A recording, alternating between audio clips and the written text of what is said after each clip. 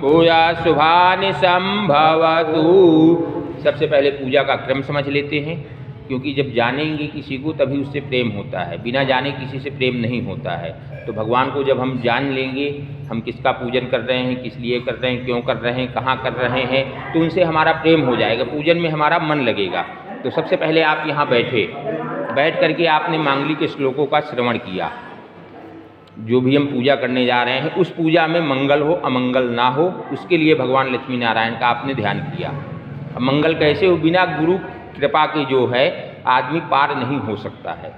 चाहे जन्म के समय माता गुरु होती है, स्कूल जाता है टीचर गुरु होता है, कार्य क्षेत्र में जाता है वहाँ का जो अधिकारी वो गुरु होता है, और जब अंतिम समय आता है तो सद्गुरु जो मोक्ष प्राप्ति का रास्ता बताते हैं वह गुरु होते हैं।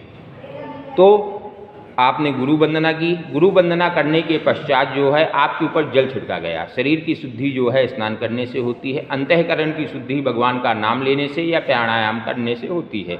शरीर की शुद्धि के लिए आपके ऊपर जल छिड़का गया।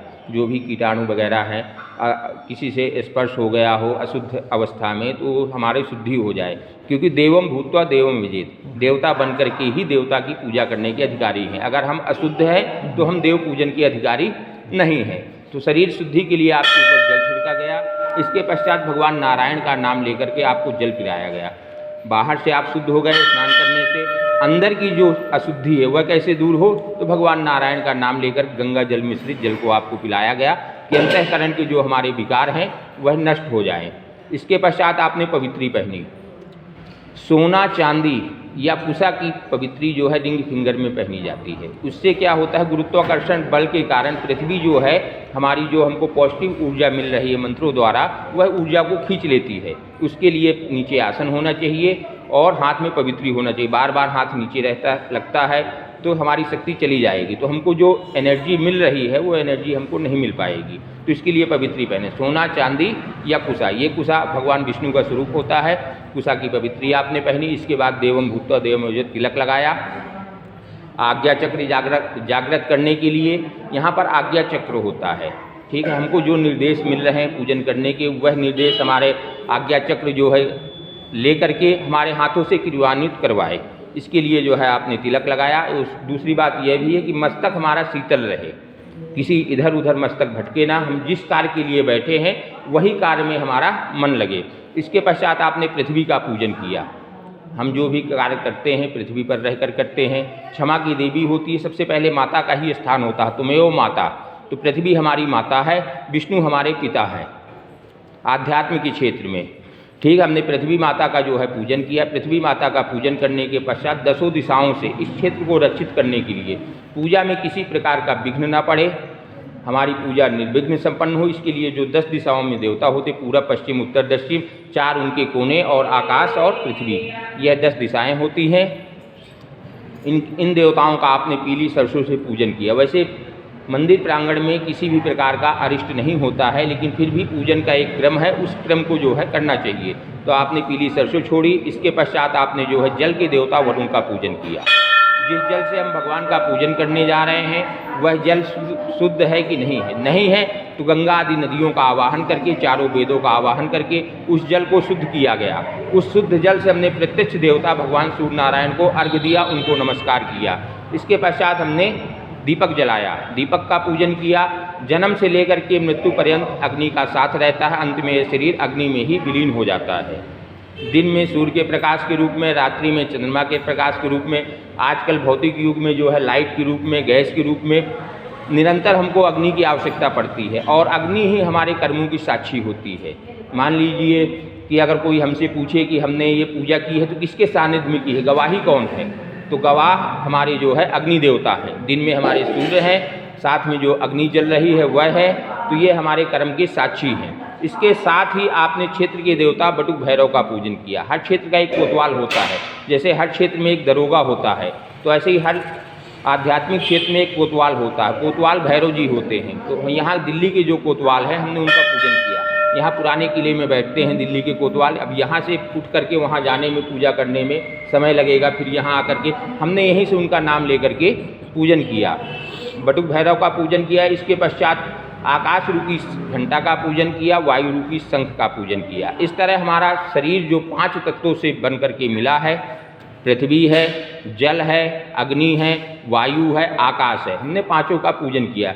इसमें वायु प्रधान होती है, वायु जो है प्रधान होती है। 14 प्रकार की हमारे शरीर में वायु होती है। मेडिकल साइंस में भी पढ़ाते हैं 10 प्रकार की वायु। तो 14 प्रकार की जो वायु होती है तो वो वायु शरीर में रहती है। जब तक वायु शरीर में है तभी तक जो है हमारा शरीर चल रहा है। वायु निकल जाएगी तो हमारा शरीर बंद हो जाता है। तो वायु का जो स्वरूप होता है वह शंख का स्वरूप होता है, भगवान विष्णु का स्वरूप होता है। तो हमने उनका पूजन किया। इसके पश्चात स्वस्ति वाचन का आपने श्रवण किया। स्वस्ति का मतलब कल्याण, वाचन का मतलब पढ़ना। आपके कल्याण के लिए ब्राह्मणों ने मंत्र पढ़े कि आपका कल्याण हो, हर विधि से, हर प्रकार से शांति रहे आपके जीवन में, आध्यात्मिक उन्नति हो, भौतिक उन्नति हो। इसके लिए आपने स्वस्ति वाचन का श्रवण किया। इसके पश्चात जो है आपने 14 देवताओं को नमस्कार किया। 14 देवता जो प्रधान देवता होते हैं उसमें कुल देवी देवता, माता पिता, स्थान देवता, आपकी जो है गांव की ग्राम देवता, आपके कुल देवता, सबको आपने यहीं से नमस्कार किया। क्योंकि सबका पूजन जो है एक साथ संभव नहीं हो सकता है। स्थान देवता कहीं और हैं, कुल देवता कहीं और है, माता पिता कहीं और है, तो सबको आपने यहीं से नमस्कार किया। नमः का मतलब होता है नमस्कार करना, प्रणाम करना। उनका नाम लेकर के आपने प्रणाम किया। इसके पश्चात मांगलिक श्लोकों का श्रवण किया। इसके पश्चात आपने जो है संकल्प लिया। संकल्प से कामना की पूर्ति होती है।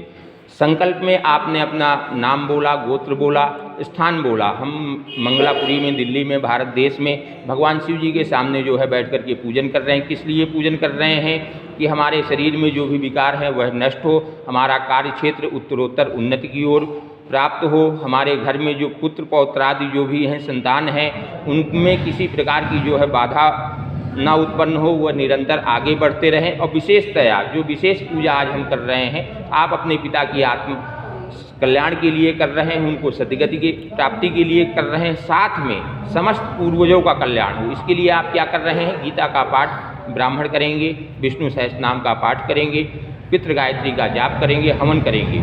और उसके पहले क्या करेंगे? हम गणेश जी का पूजन करेंगे। सबसे पहले गणेश जी का पूजन होता है। गणेश जी के साथ माता गौरी का पूजन होता है। ये इधर गणेश जी हैं, इधर गौरी। इसके पश्चात हम कलश का पूजन करेंगे। कलशस्य मुखे विष्णु, कलश के मुख में भगवान विष्णु का वास होता है। कंठे रुद्र समासित, जो गला होता है उसमें भगवान शंकर का। मूले तो स्थितो ब्रह्मा, मूल में जो है ब्रह्मा जी का स्थान होता है। मध्य मात्र गणा स्थित, मध्य में सभी माताओं का स्थान होता है। बिना कलश के पूजन के कोई पूजा संपन्न नहीं होती है। और खाली कलश का पूजन कर लिया जाए तो सभी पूजा संपन्न हो जाती है। कलश का पूजन करेंगे। यहाँ पर सप्तघृत मातृका मांगलिक देवियाँ होती हैं, विवाह इत्यादि में घरों में बनाई जाती हैं, दीवार पर औरतें बनाती हैं, मांगलिक देवियाँ होती हैं। हमारे जीवन में नित्य मंगल होता रहे, इसके लिए मांगलिक देवियों का पूजन करेंगे। यहाँ पर षोडश मातृका है। षोडश मातृका, इसमें आपकी कुल देवी देवता हैं। जब भी कोई पूजा करते हैं तो उसमें घर के भी देवता सम्मिलित हों। कोई फंक्शन करते हैं तो घर के भी लोग सम्मिलित हो। ऐसा नहीं कि बाहर ही बाहर फंक्शन करके चले आए। तो हमारे घर के, अब हम भगवान विष्णु का पूजन कर रहे हैं लेकिन हमारे घर के कुल देवी देवता रह जाएं, ऐसा ना हो। तो इसके लिए हम कुल देवी देवताओं का पूजन करेंगे। सूर्यादि नवग्रहों का पूजन करेंगे। आकाश मंडल में जैसे स्थित होते हैं वैसे ही इनको यहाँ आवाहित किया जाता है। दूसरी बात, जो जिस रंग के हैं उसी रंग में उनको जो है स्थान दिया जाता है। अभी तक वैज्ञानिक केवल मंगल का कलर पता कर पाए हैं कि मंगल लाल ग्रह का है। हमारे यहाँ ऋषियों ने सदियों पहले, लाखों वर्ष पहले बता दिया है कि कौन ग्रह किस रंग का है। बीच में मध्य में सूर्य हैं, लाल कलर के हैं, सफ़ेद, बताते जाइए, लाल कलर के हैं। चंद्रमा है, सफ़ेद वर्ण के हैं, आग्नेय कोण में स्थित होते हैं। चंद्रमा के नीचे लाल कलर में मंगल हैं, उधर ग्रीन कलर में बुध हैं, बुध के नीचे बृहस्पति हैं, सूर्य के ऊपर शुक्र हैं सफ़ेद कलर में, सूर्य के नीचे शनि हैं, इधर राहु हैं, उधर केतु हैं। यह नवग्रह सूर्य के चारों तरफ जो है घूमते रहते हैं। नवग्रहों का जीवन में बहुत महत्व है। कोई भी आदमी नवग्रहों की कृपा से ही उच्च स्थान प्राप्त करता है और नवग्रहों की ही रुष्टता से जो है नीचे स्थान प्राप्त करता है। तो हमारे जीवन में नवग्रह अनुकूल रहें। कोई ग्रह अगर विपरीत है तो वह भी प्रतिकूल हो जाए हमारे लिए। नवग्रहों का पूजन करेंगे। नवग्रहों के साथ जो है 9 अधिदेवता होते हैं, 9 प्रत्यक्ष देवता होते हैं, 49 क्षेत्रपाल होते हैं, 64 योगिनी होती हैं, 81 वास्तु होते हैं। इतने देवी देवताओं, पंचलोकपाल, पांचों लोकों की रक्षा करने वाले पंचलोकपाल, लगभग 200 देवी देवता होते हैं नवग्रहों के साथ में, तो उनका पूजन करेंगे। उनका पूजन करने के पश्चात ओंकार, ओम बना हुआ है वहाँ, ओंकार में ब्रह्मा विष्णु महेश का पूजन करेंगे। ब्रह्मा विष्णु महेश तीनों विराजते हैं, लेकिन हमारे आज के जो प्रधान देवता हैं, चीफ गेस्ट हैं, वह जो है भगवान नारायण है। नारायण का हम वहाँ पूजन करेंगे। तो ये जो है आपका इधर का जो क्षेत्र हो गया, यहाँ से यहाँ तक का, ये है आपका फाइनेंस डिपार्टमेंट हो गया आज की भाषा में।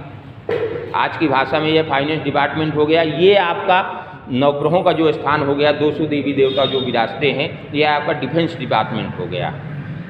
हमको यहाँ से लक्ष्मी मिले, वहाँ से शक्ति मिले, और बुद्धि कहाँ से मिले, वो आपका हेड ऑफ डिपार्टमेंट हो गया। वहाँ से आपको जो है सब कल्याण हो, सब कामना पूर्ति हो, तो वहाँ नवग्रहों का पूजन करेंगे, भगवान विष्णु का पूजन करेंगे।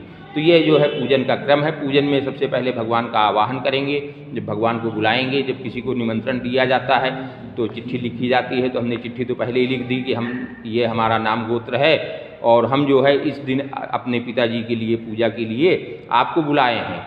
तो उनका आवाहन करेंगे। आवाहन करने के पश्चात उसको पादधार आचमनीयम जल चढ़ाएंगे, वस्त्र चढ़ाएंगे, आभूषण नाना प्रकार से श्रृंगार करेंगे, तिलक लगाएंगे।